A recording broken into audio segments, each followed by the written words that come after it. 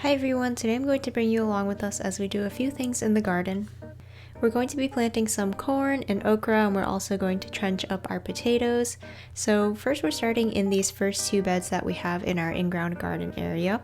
Right now our sprouting broccoli is here, but as you can see it has started to flower. And at this point we don't really want to eat it anymore. You can see how instead of sprouts it has all of these yellow flowers now, but we've gotten plenty of harvests off of this throughout spring, so we're ready to pull it out and plant something fresh here.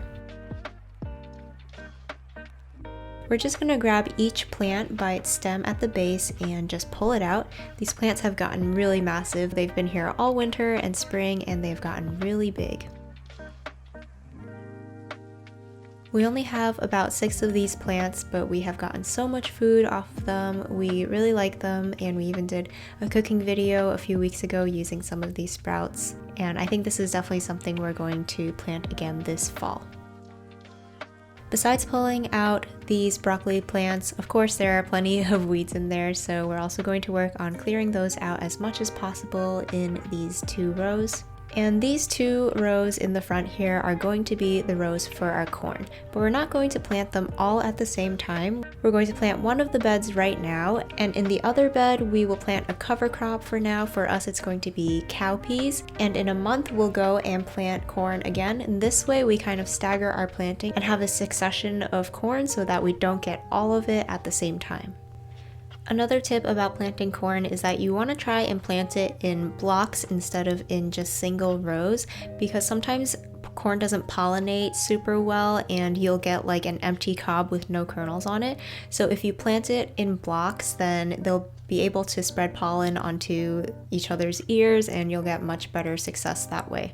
Another thing to know when you're planting corn is that different varieties cross-pollinate very easily. You don't want to plant more than one variety at once. We might go in with a different variety for our second planting just because we know that they're not going to be tasseling at the same time, so they won't really have a chance to cross-pollinate in that way. But if you're growing like a drying kind of corn, like a popcorn and a sweet corn, you don't want to do that because they'll cross-pollinate and you'll probably get a cross between the two that won't end up very good. We're just going to spread some compost onto this first bed. The second one doesn't need it since we're going to be sowing a cover crop. We didn't have a ton of compost, so we're just going to go in later and side dress with more compost as well. So here's the kind of corn we're going to be growing. It's just a sweet yellow variety that we got at the store. And then we're also going to be interplanting some radishes as well in between these 2 rows of corn that we're planting. Radishes grow super fast, so by the time the corn is getting ready to get larger, the radishes should just be about ready to harvest, and then we can pull those out, and then the bed will be completely dedicated to corn from then on. I'm just using this stick that I have to make impressions in the soil so that we know where to put our corn, and then also make a row down the middle as well for our radishes. Then we're just going to get to planting. We're going to loosen up the soil a little bit. Just where we're planting our seed, we're going to drop a couple in there and then cover it up. When we're doing in-ground gardening like this, we're really not too particular about how deeply we plant seeds. I mean, you don't want to plant them really deep, but these back areas, we don't water them as much, so I want to make sure that they're underneath the surface of the soil really well until they germinate so that they don't dry out. And then we're going to sprinkle our radish seeds in that little trench that I made earlier. These are the cowpeas that we're planting in the second half of this bed. These are also known as black-eyed peas, and we do grow these for the dried beans, but right now we're just going to be growing them as a cover crop. They do really well in our area. Just like other beans, they're really good for improving the nitrogen levels in your soil. And I only have a few seeds here, so I'm just going to be growing them like every 6 inches or so, but I think for cover crops generally you do want to plant it a little thicker. I just didn't have the seeds on hand, and I just wanted to get something planted so that it wouldn't be completely overrun by weeds. In our third bed, we're going to be planting some okra.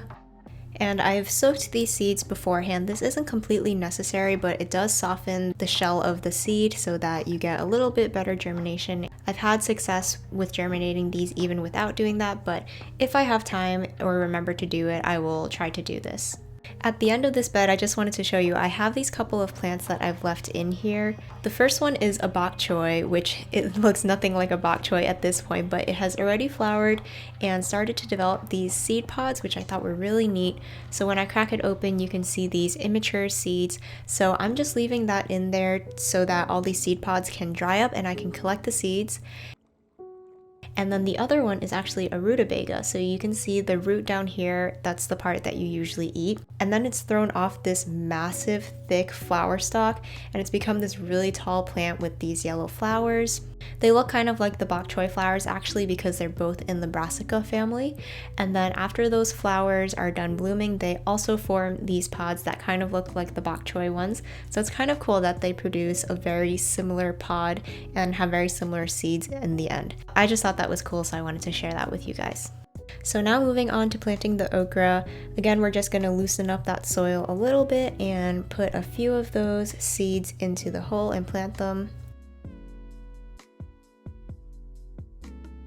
While we were back here, we noticed that some of the radishes in our onion bed that we have interplanted with those have started to get really big because we've been having a lot of rain here.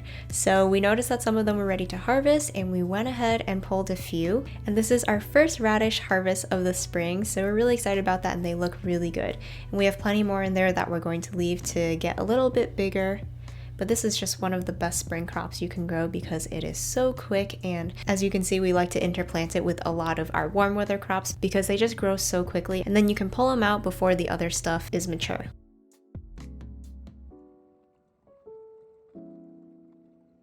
Now onto our last task of the day, we're going to be trenching in our potato plants. So this is the row that we planted a little over a month ago, and you can see how they've grown. They are probably like 6 to 8 inches tall by now, and we are ready to fill in this trench.